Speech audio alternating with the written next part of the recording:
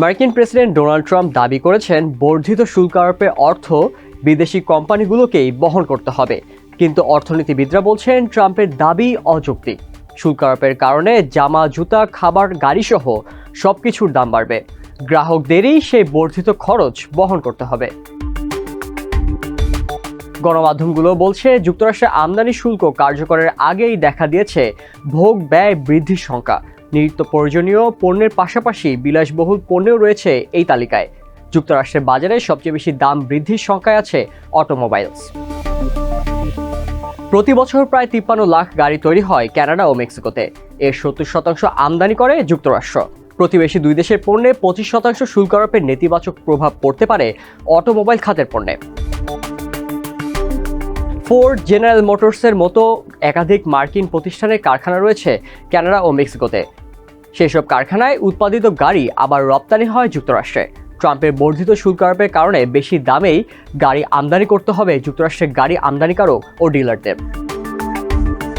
অতিরিক্ত দামে কেনা এসব গাড়ি বিক্রিও করা হবে বাড়তি মূল্যে, অর্থাৎ শুল্কের অর্থ যে পক্ষই পরিশোধ করুক না কেন শেষ পর্যন্ত তা তুলে নেওয়া হবে গ্রাহকদের কাছ থেকে।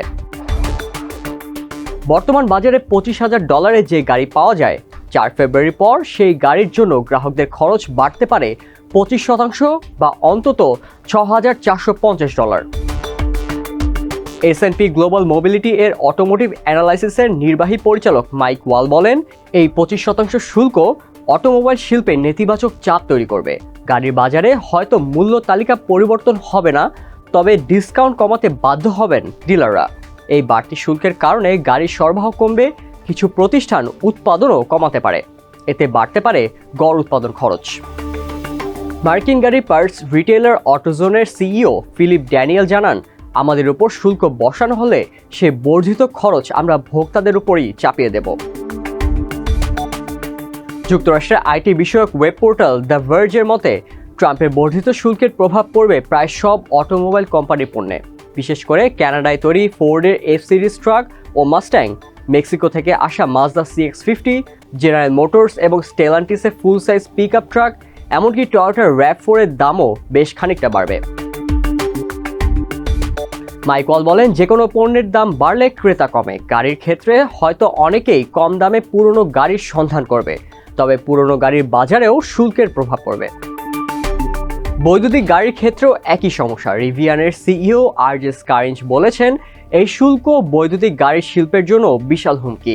যদিও বাইডেন প্রশাসনের ইনফ্লেশন রিডাকশন অ্যাক্টের কারণে অনেক কোম্পানি এখন যুক্তরাষ্ট্রেই গাড়ি তৈরি করছে, কিন্তু তারাও ট্যারিফের প্রভাব থেকে মুক্ত নয়, কারণ এসব গাড়ির কিছু গুরুত্বপূর্ণ যন্ত্রাংশ আমদানি করতে হয়।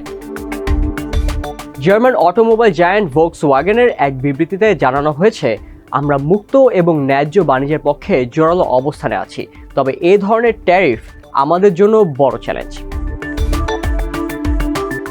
ট্রাম্প প্রশাসনের দাবি, কানাডা, মেক্সিকো ও চীন থেকে অবৈধ মাদক প্রবেশ ঠেকাতেই এই শুল্ক বসানো হয়েছে। যদিও বিশ্লেষকদের মতে বাণিজ্য আলোচনায় আহ্বান জানানোর ইঙ্গিত বা দেশীয় শিল্পকে রক্ষায় এমন শুল্ক আরোপ করা হয়, কিন্তু নিউ ইয়র্ক টাইমস বলছে রাজস্ব আয় বাড়াতেই বর্ধিত শুল্ক আরোপে নজর ট্রাম্পের।